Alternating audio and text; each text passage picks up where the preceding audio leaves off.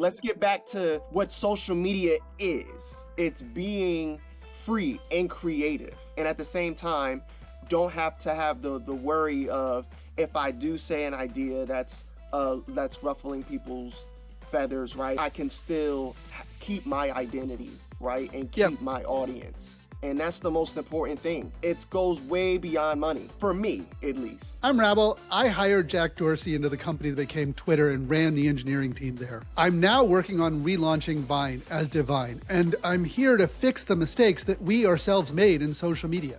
And I'm Alice, a longtime marketer in and around technology.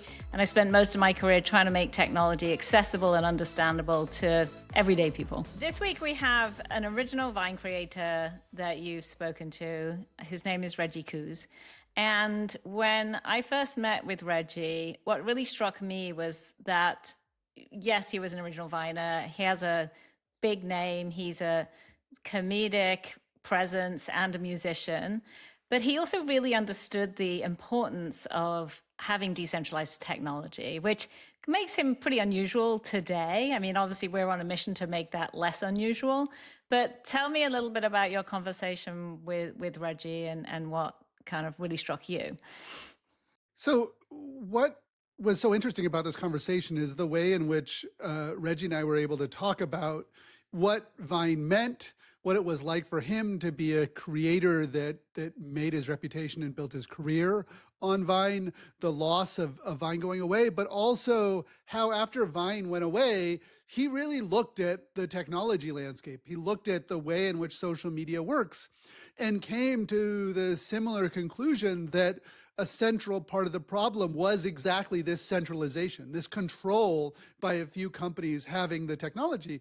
And so he started looking into decentralized tech and decentralized solutions and how do we make social media work more like podcasting? How do we make it work in a way where creators have real control of their experience and are able to run their own businesses without being sort of sharecroppers on these platforms? Yeah, and I think, we both lived and worked in and around, you don't live in Silicon Valley anymore, for so long that we have to remind ourselves that people don't all understand the connections. Like for him, it was a surprise when he realized that Google owned YouTube, or that Meta and Facebook and Instagram were all part of the same company. And I think it was on that journey that he started to kind of pull the threads and go, wait a minute, everything I do is kind of owned by a couple of different companies, Absolutely. And we see that with the excitement around Vine, where people have forgotten that it was itself owned by Twitter, and that we have this massive kind of concentration of power and many of the things that go wrong with these platforms, where you have debates about the gender of nipples that are being shown, or what happens to these algorithms. Many of those things happen because of the advertising model, because of the centralization, because there's just a few companies that control these systems of social media, these systems of payments. The entire system is incredibly concentrated. And so when we showed up with Divine saying we're going to relaunch Vine, we're not saying we'll relaunch it in a way that somehow we will do better than the past entrepreneurs or leaders of these companies. We're relaunching it in a way that should prevent us from having these same sort of problems. And it's exciting to talk to Reggie about it because he's a creator, a musician, and a comic who is able to understand that and understand the value of decentralized systems to the creator economy. Absolutely. Well, hopefully he'll be joining you on stage at VidCon in a few weeks. In the meantime, let's take a listen to the interview.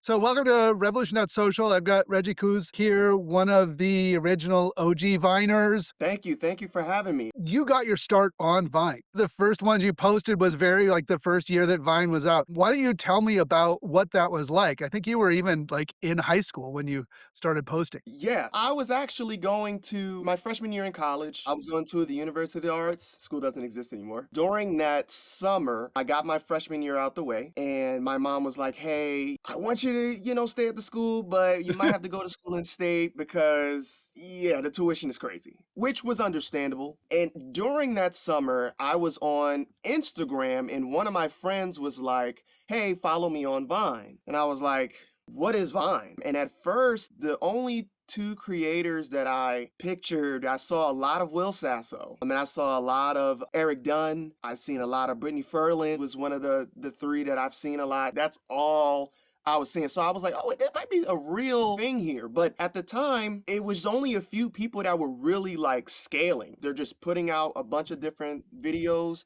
and they're getting followers. But my thing was so new. Are these people real?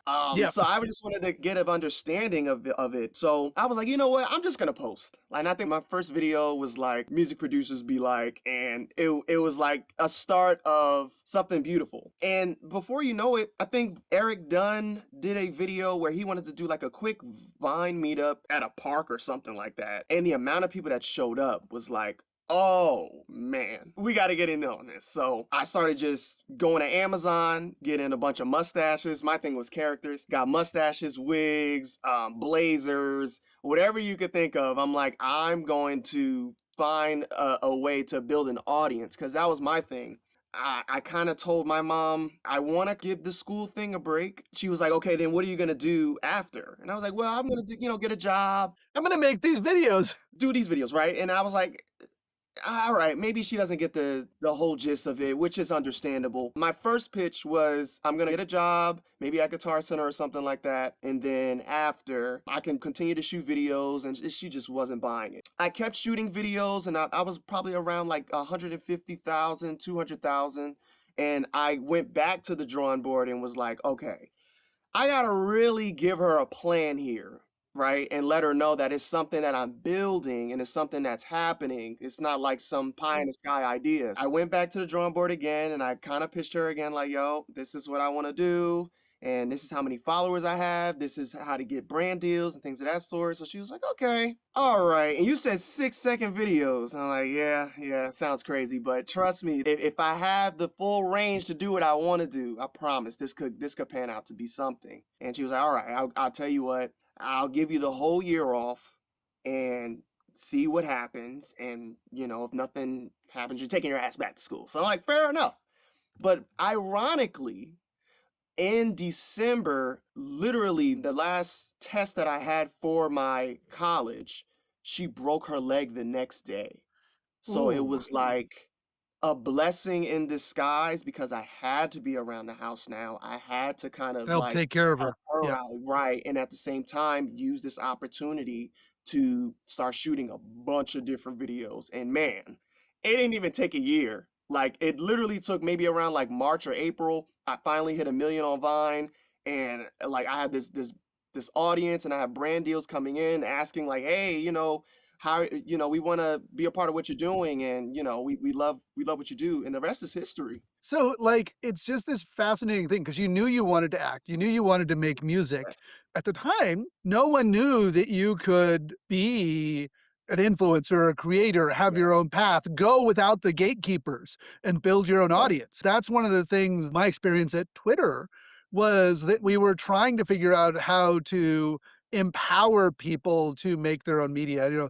I had the horribly branded idea that instead of calling it social media, we should call it participatory media. Obviously, it didn't work, but there's a point of that idea, which is that it's not about someone out there, some producer and gatekeeper and someone who has access to the means of communication. What Twitter and what Vine and what all the other social media companies have done is say, look, the real interesting stuff is going to come from the people who create it. I think that we didn't know at the time was that people would become stars. Hmm. Like, you started having fans. And initially we thought, Yes. well, just everybody will talk to everybody and it'll all be flat and everything else. But it turns out that like we we do look up to people. Like, it's very hard to produce this video content in a way that's compelling consistently, that tells a story, that condenses it down. So you become one of the sort of very early sort of social media stars Yeah. on Vine. Before it was even a thing,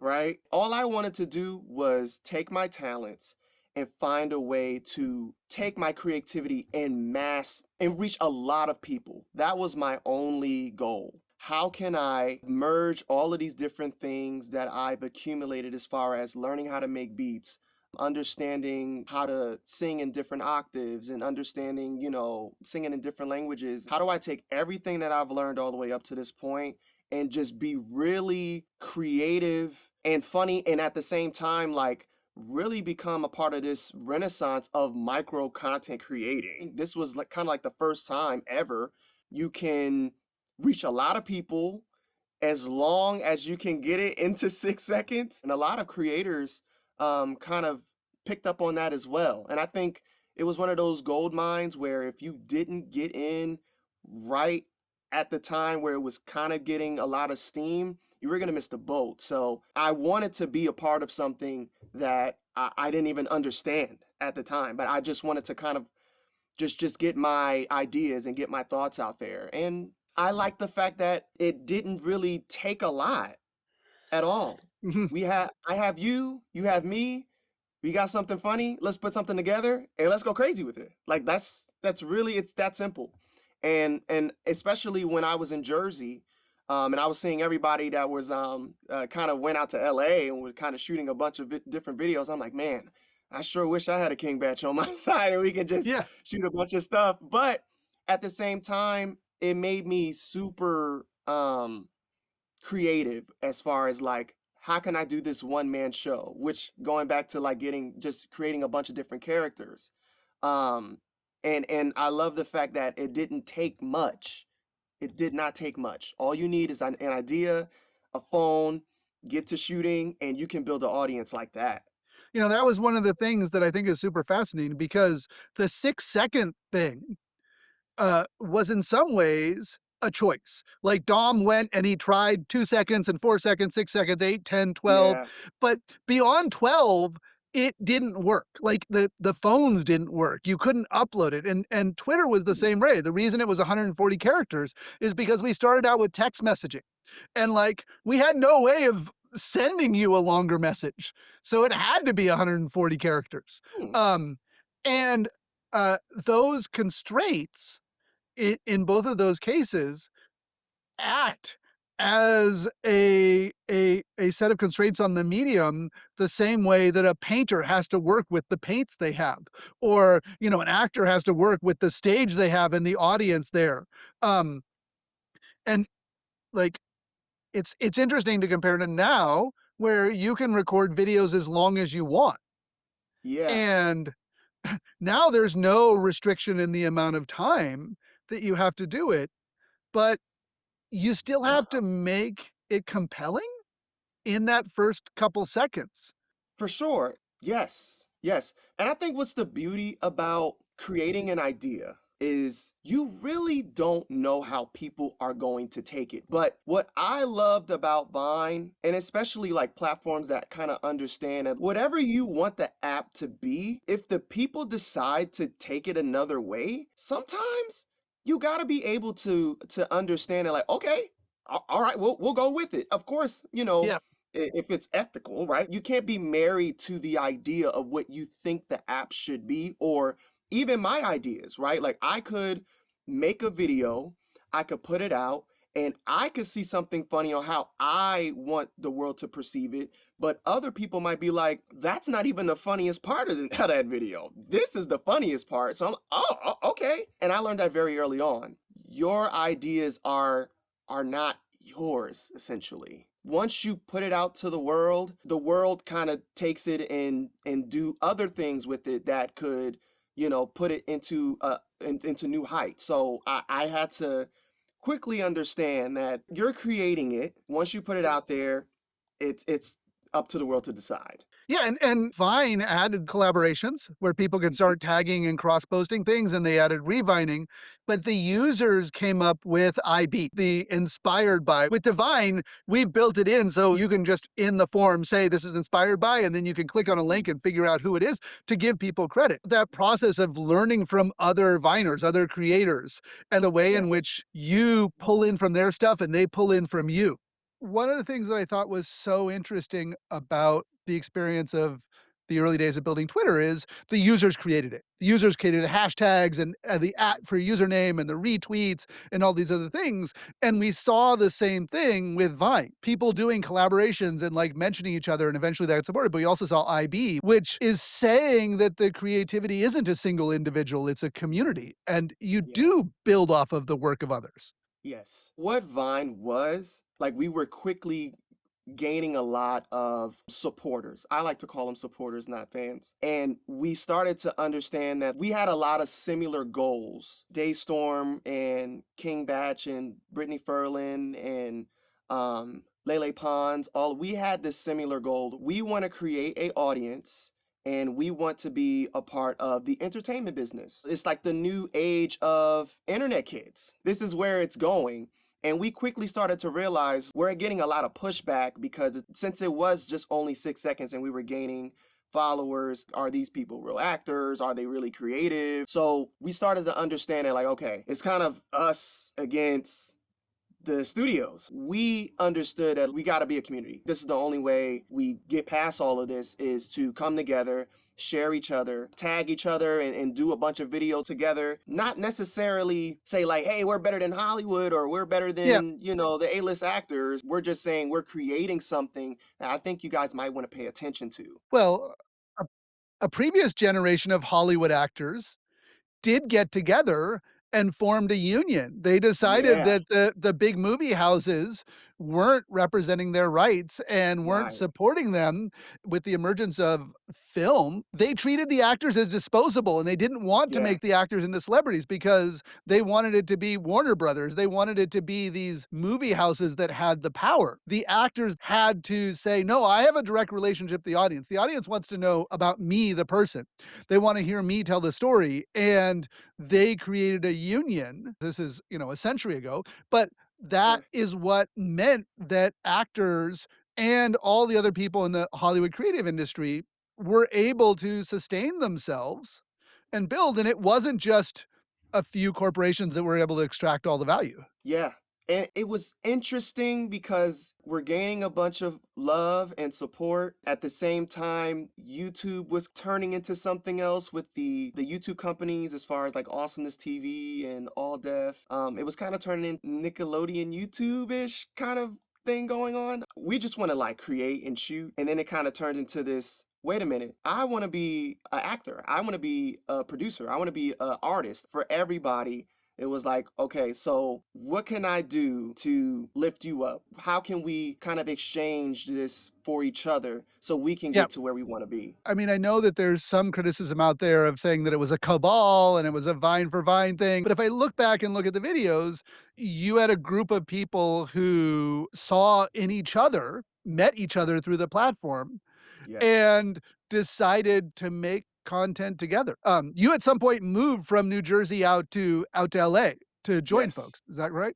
That is right. My story was interesting because in that process, I think it might have been in 2014, I got discovered by Brian Robbins. And my mom was like, whoa.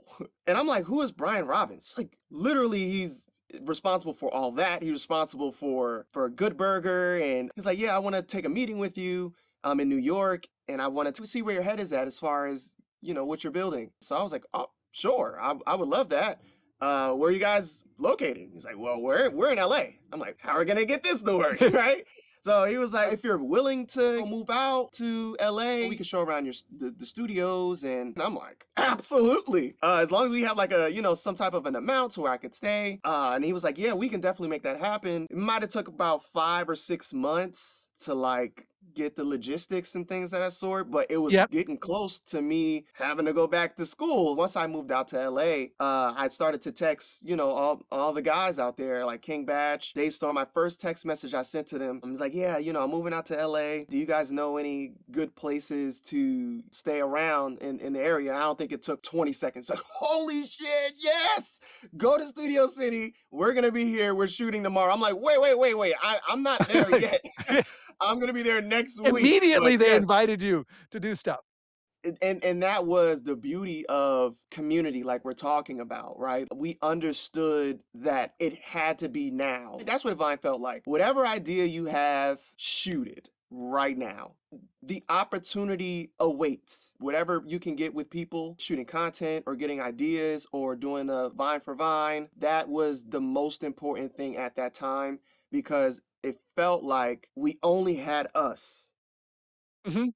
And for that, I'm like forever grateful to the platform because it built what I was searching for. The things that I've always questioned was how do I build an audience without signing anything crazy? At the time, there was kind of like speculation of what the industry was like. And I just wanted to create. I wanted to create with dope people and be a part of something that was truly a renaissance. Yeah. And I wanted to ask you, like, did you understand what you guys were creating when Vine was becoming a thing? I personally actually had left Twitter by that point, but was friends with folks, and I don't think people got it. The Vine team wanted some avant-garde New York art gallery type thing. You know, the Okay. stop motion videos, the random scenes, these things that you'd put in a gallery. And then what they discovered was that when it was put out there and people used it, it became something else. It Yes. became this app that was in some ways was really, really powerful, but also was something that you pulled out and you watched while you were standing in line or at the bus Yes. stop or between classes at school. It was not these sort of highbrow artists who are in galleries, but it was the high school and college kids themselves coming together and making things. It was young people talking to themselves. It was Hmm. taking the antics that you had in the school classroom and then like sharing it with a large audience. And it turns out that Yes. some of those people like you are incredibly creative. And Yeah. so you're no longer just entertaining your friends at school, but you're able to entertain millions of people with that. Yeah. The goal was always to build things that everybody used, but the idea of a star Hmm. was a surprise. Yeah. I remember on Twitter, the first big Twitter user was this tech blogger called Robert Scoble. He covered tech news and everything else. And at some point, he had 3,000 followers on Twitter. And Twitter could not handle 3,000 followers. Every time Scoble tweeted, the site collapsed because What? it was trying to deliver this tweet, which is really short. It's just text to 3,000 people. It like wasn't designed for that. It was designed for like every person having just a few people that followed them. And it turns out that, like, in this case, 3,000 and eventually millions and eventually like hundreds of millions of people are interested in having the intimacy with a single person and like Hmm. being that connection, whether or not it's a tweet or a video. The systems weren't designed for that and it wasn't expected. So I think that just as you were surprised to be like, people recognize me, or I can really do this as a career, or I don't need to go finish my degree and then go Right. intern at a record label or be the junior person on a set and work your way Yeah. up. We building the platforms also discovered that. Yes, at the same time, which Yeah. is a beautiful realization. I'm a thinker at Yeah. heart. I love to think, and I'm a futurist. I love the fact that things constantly change. I've always said, well, it's not about the most smartest person, the most talented. It's really the most adaptable, Yeah. right? Those are the ones that survive. Once you have an understanding that everything does change, it might not be the same, but it often rhymes. How are you able to position yourself to where, like, I can see where this is going? And even with you guys coming back and doing Divine, people love the application of, like, oh, this is Vine all over again. But what really sparked my attention was the decentralization. And that's what I've been studying for the last 3 to 4 years now of how important decentralization really is. Just hearing that word, especially if I was to talk to this about any creators or even just the average person, they'll be like, what in the hell are you talking about? What is Well, decentralization, right? that's part of really why I wanted to talk to you because for Yeah. me, the decentralization is the point. This is something that Jack Dorsey talks a lot about, which was Twitter and Vine, they shouldn't have been apps in a company. They should have been apps on a protocol. They should have worked like podcasting, like the web, Yeah. where there isn't a single company in control of it. The users, they come together and you listen to a podcast and you don't say, listen to it on Apple Podcasts or Right. Spotify. You listen to it, listen there, or whatever Yes. application of your choice. That reflects back on power. Who has a voice? what do we produce? How do we produce it? And so Divine wasn't intended to be a revival of Vine. Originally, I started this podcast and I was interviewing people and they talked about how much they missed it. And I was like, well, I've got this new decentralized tech we've been playing with. Maybe I can figure out a way to record and upload videos and have them loop and make that experience. And I built the first version. And then I was like, what happened to those old Vines? I went on YouTube and I went on Instagram and I found all these Vine compilations and I was like, oh, these are cool. Like, I'm really enjoying watching them. But someone has edited them up and they've overlaid text. And I don't know who published what and what the title was and how to get like all of Reggie's videos back together. So I started doing internet archaeology. What happened to it? And there was this group of people, archive team, who gathered up the Vines, mostly from 2016, and they made a giant archive and they put it in these big files and they put it on the Internet Archive and they just left it there. For a few years, the Vine servers stayed up and you could go back and you could kind of view the archive. You couldn't post new ones, but it was sort of possible. And over time, it was like an abandoned building. And slowly this part falls down and then a window breaks and then like rain gets in and sort of collapsed more and more. I was like, I don't think many people will be interested in this, but I'll let you watch the Vines and make new ones in a way that lets you follow specific people. Oh, I want to see all of Lele's videos or King Bach. I really thought that a few thousand people would be interested in it. And I actually thought it was so unlikely to be successful that I actually, we announced it in Lisbon at this Web Summit thing. I was actually planning on just going to Morocco for a week on vacation and disconnecting after I launched it. And what blew me away was I went out to dinner and everybody else, and I'm looking, look, like thousands of people have installed this thing. And we were in test flight with the beta. It filled up within a couple hours, like, because there's a max at 10,000. And then like another 150,000 people showed up. And then all of a sudden, Lele's in my DMs on Instagram asking for access. She figured out it was there and was so excited about it and like started contacting a bunch of sort of the crew of OG Viners, started DMing me and like just to get access and everything else. And we started talking to her and we realized that maybe this isn't just an example of how decentralization could work, an example of how something that's open source in a commons could work, an example about how social media could have a set of rights. You could own your identity, you could own your audience, you can get a say in the content rules, you get a say in what algorithms you have. This was sort of my idea. It's like I set this idea, well, you should have these rights. And in order to show how you could have these rights, I'm going to build a sample app that did this. And, why not make the sample app like a revival of Vine? But what turned it around was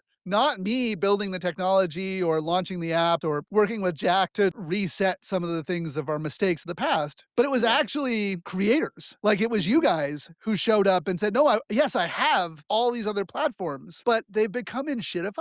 They were good at you at the beginning, but once they got everybody hooked, they could be like, well, no, we're not going to share that ad revenue with you. We're just going to make our hundreds of billions of dollars a year and you guys are interchangeable. Or maybe we'll replace you with AI generated influencers who just take your jokes and redo them. That's been the most fascinating thing. I know that you independently after Vine shut down, came to understand decentralization, came to understand the power of the technology underneath it and started exploring with this stuff. So I'm curious about how you got to that path, not just being dependent on these platforms, but saying that, you as a creator should have more say and control. For sure. So as a childhood star, you should say, everything was just so very, very new. But once I became seasoned enough to understand that Google is YouTube. Okay, Meta is Instagram. Got you. So if I post something on their platform, I'm at the mercy to them. If I post something that they don't particularly like, or it goes into something that, they don't want on the platform, they could just be like, we're going to just take it down and we're going to take your page and it's really nothing you can do about it because you're at the mercy of them. And a lot of my friends, they're like, hey, I've been shadow banned or I've been in a position where I can't go live anymore because I've had a music playing in the background because it was copywritten, like things like that, where it's like, you got to kind of like dip and dodge and make sure that you don't ruffle any feathers with the higher ups. And then that's when I started to understand like, oh, these are all centralized platforms. And then even with the Bitcoin, when it went up to a crazy price, I was like, why is people saying decentralization through crypto? And then at the same time, they're doing it through content and then understanding NFTs. And it's like, oh, wait, hold on. This feels like me being 19 years old all over again. Like it's almost Yep. I have to relearn and recalibrate what's actually happening behind the scenes. It's one of those situations where it was kind of like Vine, right? It was too big to stop. You can't stop these creators from getting millions of fans and mass produce like getting into spaces to where they can just shoot a bunch of videos and now they're in Warner Bros. Studios. You can't really fight it. And decentralization is almost the same thing, where it's like, this is where things are going because it's not only that it's a fascinating model, but at the same time, it's more efficient. And getting the power back to the creators and giving power back to companies that if you're just doing good business, right, and you're innovating, and I think that's the most important thing that I love about it. Yep. You know? The internet itself has had these cycles of centralization and decentralization. There was a time in which the only way to get online and talk to other people was on AOL and CompuServe. Yep. You got the AOL CD and you installed it and you connected to AOL and you paid AOL, and AOL controlled everything. They Yeah. could cancel your account, they could decide what chat rooms there are, they controlled all the content. And if you wanted to launch your own online commerce or content, everything else, you had to go to Virginia, I think it was, go to the AOL headquarters and like talk to them and say, can I please do this thing? And then the web came along and anyone could make a web page. Anyone Yeah. could build something. And then you didn't need permission. You could do things illegal and there were, there's the legal system and you could violate people's copyright and then someone could send a letter and they could go to the courts Sure. and things else. And so wasn't outside of the system entirely, but you didn't have these gatekeepers. Right. And the irony is that with Web 2.0 that became social media, the goal was to build systems without gatekeepers, to build this system that made it easier for people to create, made it easier for Yes. people to get on stuff. One of the big mistakes was sort of those of us who were creating it didn't realize how much protection we needed to do to prevent centralization, to Hmm. prevent a few companies discovering that there was a huge amount of value and sort of enclosing that and taking it away, and then becoming the new gatekeepers. For sure. So I think it's important for creators like myself that do understand the importance of this, and getting in front of it first. And it's fascinating because we've had a lot of discussions with Viners. We went down to CAA and we talked to the agents. And Hmm. the first thing people said was, well, you want a new platform. Why don't we set up an arrangement and you pay me a certain amount of money and I will do these kind of posts? And I got why creators are saying that because Yeah. platforms make money. Jack Dorsey was backing this. He's a billionaire. Sure. And what we had to say to people was like, no, we don't want to pay you, not because we don't want you to make money and we don't want you to be Yeah. successful, but because we don't want to set up that relationship between you and the platform. We want Yeah. creators to have control and own their own businesses. And we want creators run their own businesses that is Yes. theirs and not asking for permission. So, we Right. don't restrict links and everything else, but also you own your own identity and your own account. So like if you don't like what Divine does on our servers, you don't like the content we're hosting or things like that, the app supports setting up other servers, just like going to other web pages because it's a Right. decentralized network. The whole point is how do we reset Hmm. those mistakes? Some of these social media platforms like seem to fantasize about the idea of getting rid of creators altogether and having, Yeah. only algorithmic driven AI content. Yeah. We're at a point where we feel like, okay, let me get this straight. We create content on a platform. We create the content. I understand you guys are the hostess, right? You Yeah. built up everything, all the background, we're cool. But it doesn't matter if people aren't on the app. They're looking at us. And in the same breath, we're going to basically X you out altogether. We're just going to have our people, we do deals with this company and you keep the people on the platform though. And it's like, this is kind of weird. As a content creator, we're looking at this like, what a slap in the face. For all of the years I've been on the platform and creating millions of views, just creating culture. Like, culture is not a real tangible thing. And the fact that it's getting into a direction where like Xing us out altogether. And one of the reasons why I was like, yeah, I think this is a perfect time for Divine to come back. It gets us back to what Vine was intended, well, how we intended it to use. Like, let's just be fun, quirky, weird, ridiculous. Let's get back to what social media is. It's being free and creative. And at the same time, don't have to have the worry of, if I do say an idea that's ruffling people's feathers, right? I can still keep my identity, right? And Yep. keep my audience. And that's the most important thing. It goes way beyond money. For me, at least. It's the importance of ownership. I have to have ownership, point blank. This is something I'm super curious about. If you Mhm. look at the culture industry in America, essentially it's one long story of Black culture being incredibly creative and innovative Mhm. and having a system of businesses and establishment and corporations and others appropriating that Absolutely.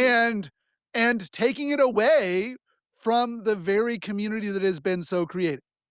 And Absolutely. yes, there are wealthy, successful Black entrepreneurs and Black creators, but the norm has been the Black community has created and white America has taken it away and made money off of Absolutely. it. And I'm starting to notice too that most of the AI content that does go viral, it just so happens to exactly what you're talking about. Appropriating rap music, right? Yeah. Because that goes viral. Appropriating choir, church choir music, which so happens to sound like a Black person. It's a bunch of these things that are, it's like, at what point does it become okay? We have to be smart enough to understand how to combat these different issues. Because at the end of the day, we kind of understand where things are, and I'm about results and I'm about solutions. So whatever I could do to get us away from what they're trying to do, that's the most important thing to me right now. And I love the fact that you guys are like, right now, let's just not have AI on our platform. We want real people, real ideas, and real things to back us. So kudos to you guys for sure. We want the real things because we wanna have say, we wanna have control over it, but there's nothing Yeah. actually to stop someone from setting up a server that you can access from Divine that had Sure. only AI content. If someone wants it, you can make it happen, but you'd have to build an audience. One of the Hmm. things that I think is really interesting, having gone from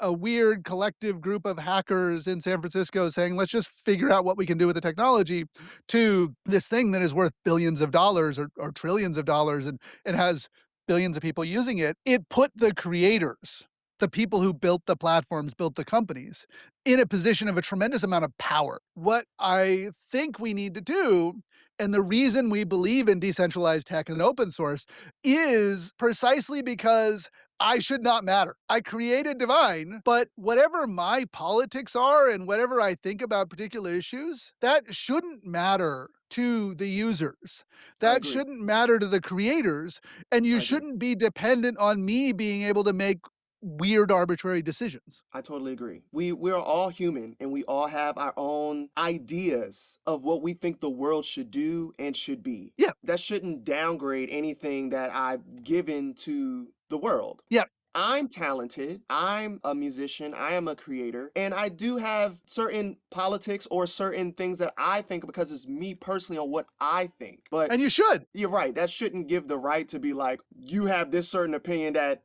a majority of the world doesn't agree with, so we're just gonna shut your page down completely. Which it does get kind of nitpicky, and as long as it's not hurting anybody, and words don't hurt people. It should be just about whatever your main priority is. It shouldn't deteriorate your entire business and literally take down something. It shouldn't be like that. Yeah, and we in the real world, We know that there's all sorts of weird stuff going on. There's all different kinds of bars, and there's all different kinds Yeah. of communities, and 1,000 different kinds of churches, and all these things. And that's good. It took the printing press to unseat the power of the Catholic Church and saying it's Mm, not just the Pope in Rome that decides what is doctrine, but other exactly. people can have control of their own spirituality and have their control of their own idea of what is God. And when we think of social media as a single centralized thing in which there are 2 or 3 corporations that control all of it and they can change the algorithms Yeah. arbitrarily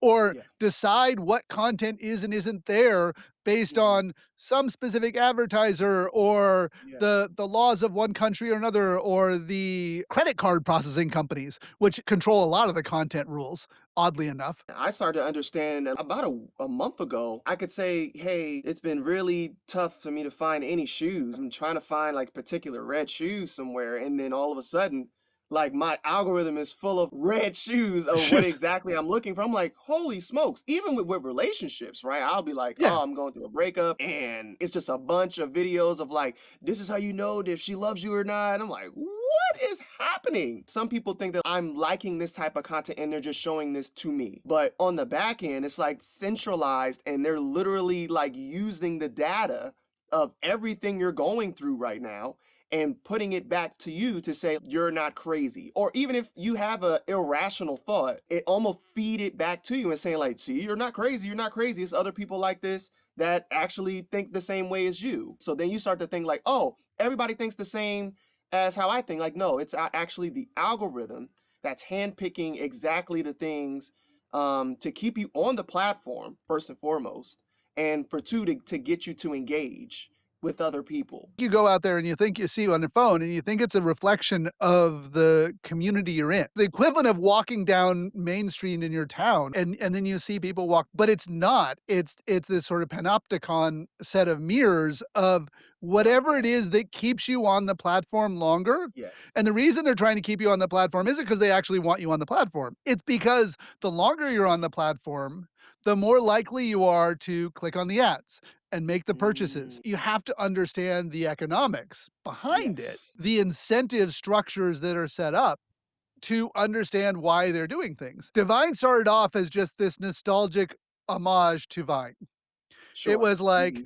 I can build this thing. I can build it in an open source way. We can build it with the protocols. It's decentralized. We can get back the old videos and people will be interested. And the question I have for you is, what do we do with it? People are excited and people are posting and we're figuring out how to make the servers work and everything else. And like, we don't want to repeat the same mistakes of the past. Do we keep 6 seconds and add something else the way that like Instagram has stories and reels and your grid? Yeah. Or do we do live streaming? How do we co-design social media and think about what it means in 2026? That's a fascinating what made Vine so unique in a way where like it really doesn't have to be crazy production value. If I shoot a Vine with Lele, for example, and we shoot maybe 2 or 3 Vines together, super simple, that could create a community of like, oh, what do they have cooking? What's going on? And the fact that I'm able to like take the clip that we created and stream it into a longer form of what we did last week that we shot that might have been a bit more production value. That in itself is almost like a callback. We're shooting micro content and then you kind of get curious because you liked what you saw and you want to see if there's a longer form or maybe it's just the 3 Vines, but the fact that we can like do a bunch of different callbacks from the 6 second videos. Maybe you slip into a compilation of that or something. Yeah. Even if it's like we shot a Vine together and then we're shooting a podcast like this, and this so Yeah, happened to be the longer form. or you're a musician. Like Yes, for people put sure. their hooks for their songs on There you Divine go. now, and they did it on Vine all the time. I just restored Ariana Grande's account onto Divine. That's awesome. Get her on. And it was so much fun, and there's and we've got Justin Bieber as a kid on there.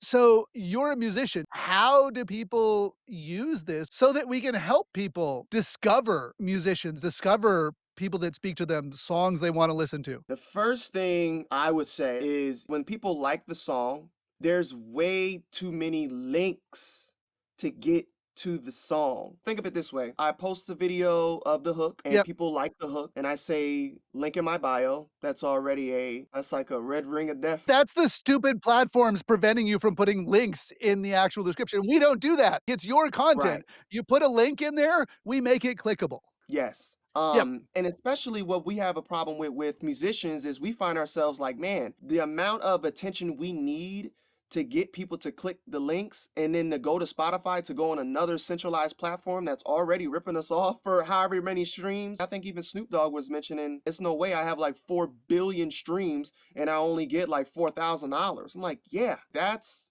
how things are. So I think the marketplace figuring that out. I know everything is super beta right now, Yep. but giving a thing to where like I could take my supporters and say, hey, if you want to listen to the whole song or purchase the song, it doesn't feel like so many steps. I want it to feel kind of seamless as an artist to have everything be like a one-stop shop, to be like, hey, I promote the music. You like the song, you click the link, it says $1.99, you get to purchase it there, and the song is actually yours. Yep. Not something to where I have to Not go on on Spotify where Spotify. you're kind of renting it with and they Yeah, yeah. That definitely want to kind of get away from that. And I think even people that create short films, this will be right up their alley as well. What if I wanted to do some type of a crowd and I just want to shoot a snippet of what to expect and maybe do something along the lines of like, hey, if we reach this type of goal, then I have the budget to shoot the rest of it. But we really need streamlines that are seamless to where people don't be, man, this is way too much work. But if I gotta take my card out and put my information, people just want things kind of keep it it moving. has to that's most of my work on Divine is how to make this decentralized open source tech not Yeah, confusing. There's actual keys and there's some wallets in there and everything else. We never tell yeah, you that. The whole point is you only know that if you want to look for it. One of the things that yes, Divine does is your username can be any domain name. You can own reggiecouz.com and that could be your username on Divine. And then you own it. And we can't take it away from you. And then you can put up your own page at that site that is your content. But getting to make that easy is really hard. Yeah, I mean, Spotify exists because they made a cabal with all of the major labels. They gave the labels co-ownership of Spotify, and that's why Spotify makes right, lots of money and labels make lots of money and artists don't make anything. yeah. And then before you know it, you're like, thanks guys for 100 million views. I only got $500 out of this, but I love the support. Stuff Yeah, like that is like, it's super frustrating to watch. the real goal with Divine is not just the nostalgia, not just bring back something that's been lost, not just have something that doesn't have AI slop, but the real goal is to reset the relationship between Yep, users and the technology they use. So it's yep, not a corporation at the center of it. You're not dependent on them having all of the power because we have seen that power get abused time and yeah. time again. I just want to thank you for coming on here. Thank you for your creativity and for through this conversation helping explain that it's not just about the nostalgia or no AI slop Yes. or bringing back those videos, but the decentralization matters. The underlying tech that we're building on this matters. So Absolutely. thank you so much. Absolutely, Rabble. This has been amazing. And there's a lot of similarities too, especially starting off as being at Twitter and people are Yeah. like, what are you guys even making? Like what is that? Like, People told us it was the stupidest idea in the yeah. world. Why the fuck would I want to get short little text messages about what someone's having for breakfast or that they missed the bus? Right. Like Right. like, who the hell wants that? And honestly, I heard people say that when Vine launched. I mean, who the Man. fuck would wanna watch a But 6-second video of some kid in high I was school? getting absolutely clowned because it was like super ridiculous videos I was putting up, but I saw the vision of like this is the almost the only way without being on YouTube to get your thought out in 6 seconds and build a real fan base, build a real audience. At the time, people are like, why are you just shooting these stupid videos by yourself? Nobody's on the app like that. You're just wasting your time until Yeah. you look up and you're at 4.8 million, and everybody's like, oh man, like, yo, man, you going crazy on them Vines, man. Keep going. I'm like, if I would have listened to y'all, I would have been probably on an internship at Yeah. Capitol Records or something, right? So it's important for people to understand what's going on. Those are one of those things where you start to, like, again, before you were just kind of like scrolling, you probably watched the video maybe 3 or 4 times back to back, and then you just find yourself scrolling. And I think that's what we need to kind of get back to. Let's just get weird again, man. It should be weird. Just take out your phone, right? It's no aesthetic, right? Just take out your phone and just have fun with it. Let's get back to what it was. Let's not be weird with it. Now it's like, oh, it needs to be 14 by 9 and it needs to have floors. Who cares about that? That is not what you're doing here. Just find a person that you want to create videos with and just hold down that phone and let's get the shooting, man. Like, that's what it's all about. Amazing. Thank you so much. All right, guys, have a good one. I appreciate you guys. Thank you so much. Bye. Bye, guys. Thanks again to Reggie Couz for coming on revolution.social. Our intro and outro music is a remix of the Italian anti-fascist folk song Bella Ciao, courtesy of White Records. Our executive producer is me, Alice Chan from Flock Marketing. Don't forget to subscribe to the podcast and share this episode if you loved it. To sign up for our email newsletter, visit revolution.social. And for more interviews like this one, follow revolution.social on Apple Podcasts, Spotify, YouTube, Nostos, Fountain.fm, or wherever you get your podcasts. And to paraphrase the Zapatista subcomandante Marcos, we need a social media revolution to make revolution possible. We'll be back in 2 weeks. See you then.